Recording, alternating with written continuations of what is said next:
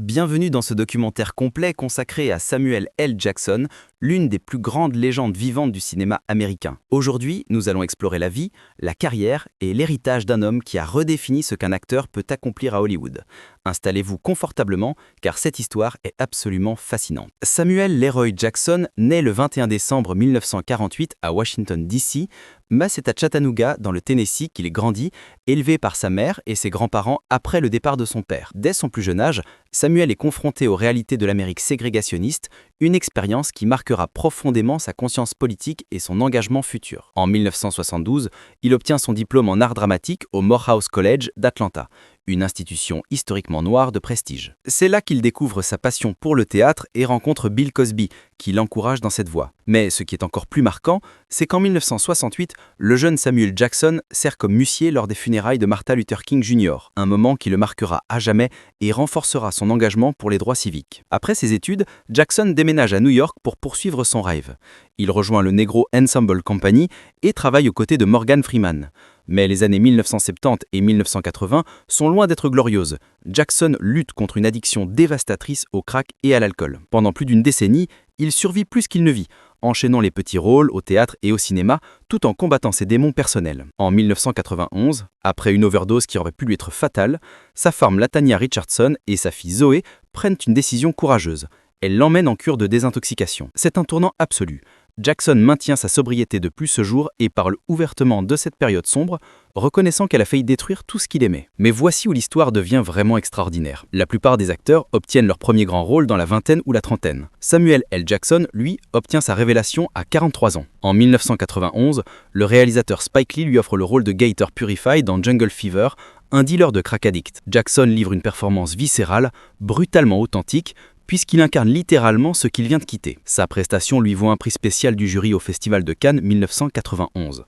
Le monde découvre Samuel L. Jackson et rien ne sera plus jamais pareil. 3 ans plus tard, en 1994, arrive le film qui changera tout, Pulp Fiction de Quentin Tarantino. Jackson incarne Jules Winfield, un tueur à gages philosophe qui récite des passages bibliques avant de tuer ses victimes. Avec son afro Jerry Curl, son costume noir impeccable et son intensité volcanique, Jules devient instantanément l'un des personnages les plus iconiques de l'histoire du cinéma. Le film remporte la Palme d'Or à Cannes et explose au box-office avec 213 millions de dollars de recettes pour un budget de seulement 8 millions. Jackson reçoit sa première et unique nomination aux Oscars pour le meilleur second rôle. Il perd face à Martin Landau pour Ed Wood, une défaite que beaucoup considèrent encore aujourd'hui comme une des plus grandes injustices de l'histoire des Oscars. Mais Jackson remporte le BAFTA et surtout devient une star mondiale du jour au lendemain. À partir de ce moment, la carrière de Jackson explose littéralement. En 1995, il joue dans Die Hard with a Vengeance aux côtés de Bruce Willis, un film qui génère 366 millions de dollars. En 1996, il tient son premier grand rôle principal dramatique dans A Time to Kill,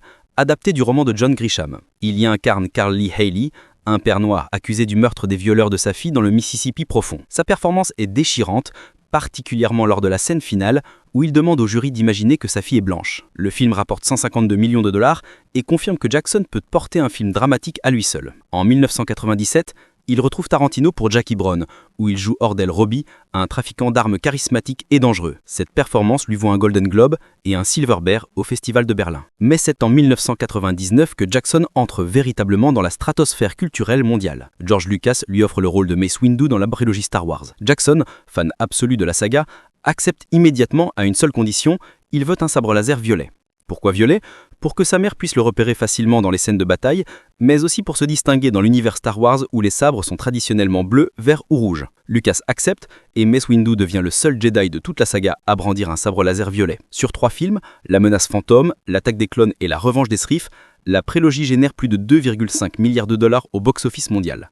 Jackson devient une icône de la pop culture planétaire. Les années 2000 voient Jackson multiplier les succès. En 2000, il joue Elijah Priest, alias Mr. Glass, dans Unbreakable de M. Night Shyamalan, un film qui rapporte 248 millions de dollars, et il lance une trilogie qui se conclura 19 ans plus tard avec Glass en 2019. En 2005, il incarne Coach Carter dans le film éponyme, un drame inspiré d'une histoire vraie qui touche profondément le public et génère 76 millions de dollars. En 2006, il accepte le rôle principal de Snakes on a Plane, principalement pour la réplique culte devenue virale sur Internet avant même la sortie du film. Jackson embrasse pleinement le phénomène mème, prouvant qu'il comprend parfaitement la culture populaire moderne. Mais l'événement le plus déterminant de sa carrière survient en 2008, À la toute fin de Iron Man, le premier film du Marvel Cinematic Universe, Samuel L. Jackson apparaît dans une scène post-générique de quelques secondes seulement. Il incarne Nick Fury, directeur du SHIELD, et prononce ces mots qui changeront l'histoire du cinéma. Monsieur Stark, vous pensez être le seul super-héros du monde. Cette brève apparition lance le plus grand univers cinématique de tous les temps. Jackson signe un contrat initial pour 9 films Marvel, qui sera prolongé plusieurs fois. Sur les 17 années suivantes, il apparaît dans 11 films du MCU, dont The Avengers en 2012 qui rapporte 1,5 milliard, Captain America le soldat de l'hiver, Avengers l'ère d'Ultron qui rapporte 1,4 milliard, Captain Marvel en 2019 où il joue un rôle central, et The Marvels en 2023. Il incarne également Nick Fury dans la série Disney+ Secret Invasion en 2023. Kevin Feige, président de Marvel Studios, lui dit dès le début « Tu es le ciment qui tient tout ça ensemble ». Jackson prend cette responsabilité très au sérieux et devient la pierre angulaire du MCU. Aujourd'hui, le Marvel Cinematic Universe a généré plus de 30 milliards de dollars au box-office mondial et Jackson y a directement contribué à hauteur de plus de 13 milliards. Parallèlement à Marvel, Jackson continue de collaborer avec Quentin Tarantino. En 2012, dans Django Unchained, il livre une de ses performances les plus glaçantes en incarnant Steven, le majordome machiavélique de la plantation Candyland. Contrairement à ses apparences, Steven n'est pas un serviteur soumis, mais le véritable brin de cerveau derrière son maître Calvin Candy. Jackson explore avec intelligence et cruauté fascinante les dynamiques de pouvoir de l'esclavage. Le New York Times écrit qu'il livre sa performance la plus terrifiante, et Rolling Stone le qualifie de meilleur méchant de Quentin Tarantino. Le film rapporte 425 millions de dollars, devenant à l'époque le plus gros succès de Tarantino. En 2015, Jackson retrouve le réalisateur pour The Hateful Eight, tourné en 70 mm Ultra Panovision, où il incarne le Major Marquis Warren, dans ce western claustrophobique qui génère 155 millions de dollars. À ce stade de sa carrière, Jackson détient un record absolument stupéfiant.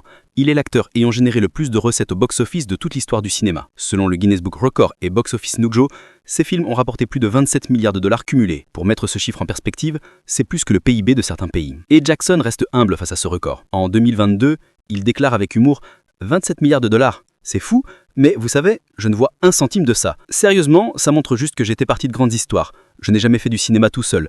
C'est un travail d'équipe. » Parlons maintenant de ses 5 plus grands rôles. Au numéro 1, évidemment, Joel Winfield dans Pulp Fiction. Ce personnage a tout changé. Le tueur à gages qui récite Ézéchiel 25-17, l'afro Jerry Curl, le costume noir, l'intensité explosive. Roger Ebert écrit que Jackson donne une performance d'une intensité électrisante. Le personnage est cité, imité, parodié depuis 30 ans. C'est le rôle qui a défini Samuel L. Jackson. Au numéro 2, Nick Fury dans le Marvel Cinematic Universe. 17 ans, 11 films, une série. Et il est toujours là. Jackson est l'homme qui rassemble les Avengers, le visage qui relie toutes ces histoires. Sans son autorité et son charisme, le concept du MCU aurait pu ne jamais fonctionner. Au numéro 3, Mace Windu dans Star Wars, le seul Jedi avec un sabre laser violet, membre le plus puissant du Conseil Jedi, sa mort marque le basculement d'Anakin vers le côté obscur. Jackson apporte gravité et présence à la prélogie, et en 2023, il révèle même qu'à ses yeux, Mace Windu a survécu à sa chute et est quelque part dans la galaxie avec un bras en moins. Au numéro 4, Steven, dans Django Unchained, le majordome machiavélique qui est en réalité le véritable antagoniste du film. Une exploration complexe et dérangeante des dynamiques de pouvoir qui lui vaut une domination au Golden Globe. Et au numéro 5, Carly Haley, dans A Time to Kill, son premier grand rôle principal dramatique. Un père accusé de meurtre dans le Sud profond. La scène finale, où il demande d'imaginer que sa fille est blanche, reste l'un des moments les plus puissants du cinéma des années 90. Niveau récompense, malgré son immense succès commercial, Jackson n'a reçu qu'une seule nomination aux Oscars dans sa carrière, en 1995 pour Pulp Fiction. Il a également été nominé 3 fois au Golden Globe pour Pulp Fiction, Jackie Brown et Django Unchained. Mais en 2022, l'Académie corrige partiellement cette anomalie en lui décernant un Oscar d'honneur pour l'ensemble de sa carrière, remis par son ami Denzel Washington lors des Governors Awards. Jackson déclare alors « Je n'ai jamais joué pour gagner des prix, mais c'est quand même agréable d'être reconnu. » Il a remporté le BAFTA du meilleur second rôle pour Pulp Fiction en 1995, le prix spécial du jury à Cannes en 1991 pour Jungle Fever et le Silver Bear à Berlin en 1998 pour Jackie Brown. Il est également intronisé au Hall of Fame des NAACP Image Awards en 2016 et reçoit le Lifetime Achievement Award des BET Awards en 2009. Samuel L. Jackson est aussi connu pour ses déclarations franches et sans filtre. En 2015, à propos de l'Oscar perdu pour Pulp Fiction, il déclare « Je ne suis pas en colère. Martin Landau méritait son Oscar, mais je sais que j'ai livré l'une des plus grandes performances de l'histoire du cinéma. Et tout le monde le sait aussi. Je n'ai pas besoin d'une statuette pour le confirmer. » En 2016, il explique sa philosophie de carrière. « Je ne choisis pas les films pour gagner des Oscars. Je choisis les films que le public veut voir, les films qui divertissent. J'ai le plus grand respect pour Daniel Day-Lewis et ses 3 Oscars, mais il ne fait un film que tous les 5 ans. Moi, je travaille. J'aime travailler. J'aime que les gens voient mes films. En 2019, lors d'une interview controversée, il défend l'utilisation du mot en haine dans les films de Tarantino. Le pouvoir du mot dépend du contexte. Dans Django, dans Jackie Brown, nous racontons des histoires sur l'Amérique. On ne peut pas édulcorer l'histoire pour conforter les gens. L'art doit déranger. En 2017, il déclare sur le fait d'être noir à Hollywood. Quand j'ai commencé, il n'y avait pas beaucoup de place pour des acteurs noirs dans des rôles principaux. Maintenant, je peux ouvrir un film à 100 millions de dollars. Ça signifie quelque chose. Pas juste pour moi, mais pour tous les acteurs noirs qui suivent. Jackson a été au centre de plusieurs polémiques. La plus notable est la controverse de l'Oscar perdu, considérée pour beaucoup comme l'une des grandes injustices de l'histoire de la cérémonie. En 2016, il soutient publiquement le mouvement Oscar So White, qui dénonce le manque de diversité aux Oscars, rappelant qu'en 27 ans depuis Pulp Fiction, il n'a été nominé qu'une seule fois. En 2017, il crée une polémique en critiquant le casting d'acteurs noirs britanniques dans des rôles afro-américains, avant de clarifier qu'il s'agit d'une question systémique et non d'une attaque personnelle. Et contrairement à beaucoup d'acteurs de sa génération, Jackson refuse catégoriquement de parler de retraite. À 75 ans en 2023, il déclare « Denzel Washington parle de prendre sa retraite. Pas moi.